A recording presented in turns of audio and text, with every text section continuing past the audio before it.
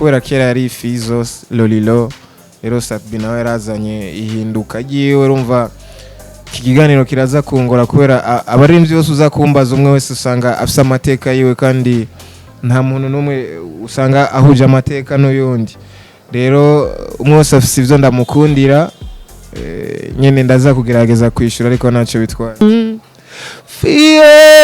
Fiona numva nifuza kandi kukubona murakoze cyane gose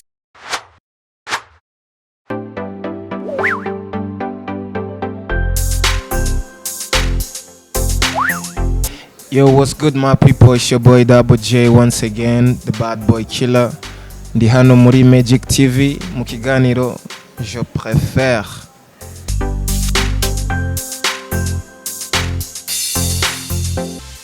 Fizzo ndamu préfère nk'umu legende yabaye cyitegererezo ku baririmbyi benshi bariko barakora ubu hama Satbi nawe ndamufata nk'umuntu yani nk'umuntu yugurura imiryango generation nshasha urumva Satbi hari indi sura y'umuziki ndundi yazanye kera tutabona urumva yaratumye urundi gwaruka rushobora kwizegwa kubera kera yari Fizzo Lolilo rero Satbi nawe yarazanye ihinduka giwe urumva ikiganiro kiraza kungora kubera abarimvyi bose uzakumbaza umwe wese usanga afise amateka yiwe kandi nta muntu numwe usanga ahuje amateka n'uyundi rero umwe wese afise ivyo ndamukundira nyene ndaza kugerageza kwishura ariko naco bitwara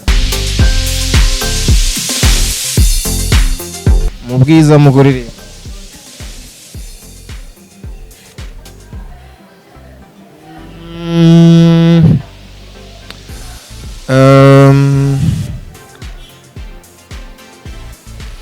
Jeni wazako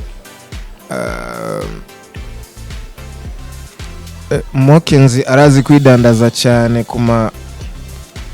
kuri social media cyane ariko nta recordinga cyane nka Monia Fleur ndamukunda kubera ko nyine usanga nta buri indirimbo nshasha umva ndamaze kuja no muri studio ahantu kwa Bedi Best ndumva indirimbo ziwe zitarasohoka urumva ni ibintu tutabona cyane ku bakobwa hano mu Burundi aho usanga afise ama projet menshi atarasohoka canke akavuga ati genda giye muri studio na hatari indirimbo yo gusohora rero Mokenzi nawe ndakunda ukuntu arapushinga ibintu vyiwe usanga wabikunze tu kubera nyene ukuntu abitwara n'ingene abishikiriza abantu kandi n'umwana mwiza urumva bose bafise amateka yabo bose ndabemera kandi abifuriza iterambere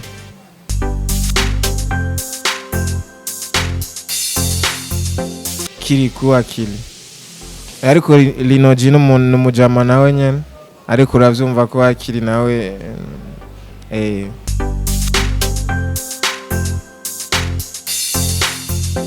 Bife pourquoi Bife ndamukunda kubera ari umuntu aririmba ama style yose kandi akaririmba neza ama Alvin nawe ndamufana kubera ko n'umuntu aritanga cyane kandi arubahuka cyane ntatinya gukora ikintu ngo abantu ngo baza kuvuga gute rero nibaza ko iyo spirit umuntu wese umuririmbyi abayikeneye rero arafise ivyiza vyiwe nyene ndamukunda yeah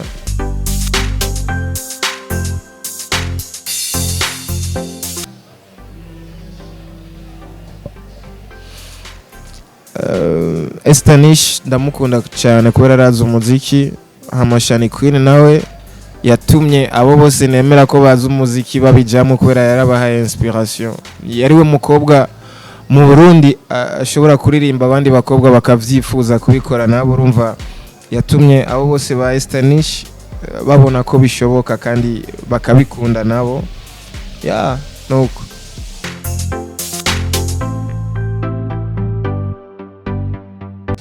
mu bagenzi umuntu turi proche cyane ni Dramati hama mu vyo kuririmba naho je nibaza ko bose baririmba neza, baririmba fresh kandi baririmba ibintu nkunda. Rero kuri kote yo kuririmba ni bose, ariko kuri kote y'ubugenzi ni drama baby killer.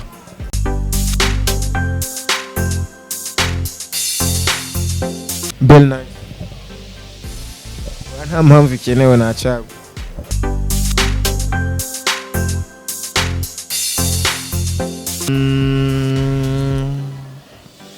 D1 so D1 je ndamu préfère cyane mu nyandiko, ndakunda ukuntu yandika ama with design nawe nyene ndakunda ijwi giyo. Yeah.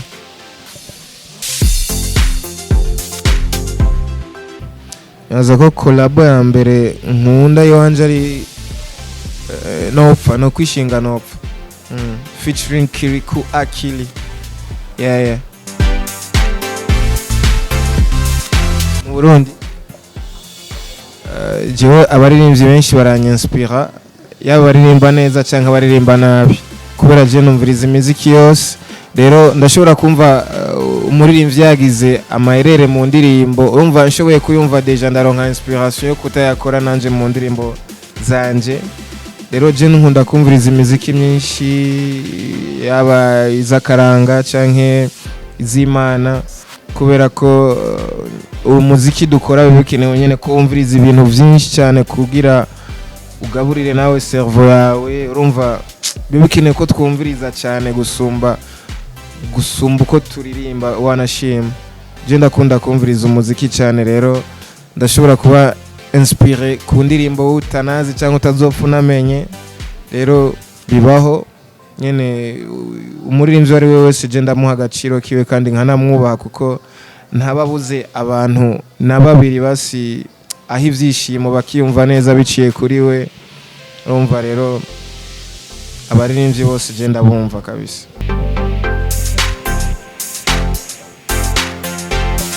Shamvuze mwiza kubera mba namushimye, ariko nyene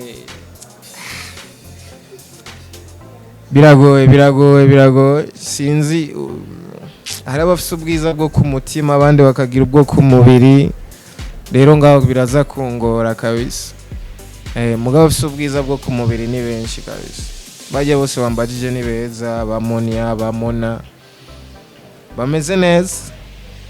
Eko ndakikugura wamuseruka muhira, oya sindibagira bimwe wankorera. Pretty girl, sexy girl, mukobwa mwiza, murondo mwiza, aho uri hose ubahwe, waratumye numva uburyohe bwo kwisiyo, waramfashe nk'amata y'abashitsi, wambwiye ntungize volume iradiyo, ngo aba banyini bambanga amatwi, la fois passée warisho, shakugaruki tugisho, ngarukira meze fo. Fiona numva nifuza kandi kukubona. Murakoze cyane gose.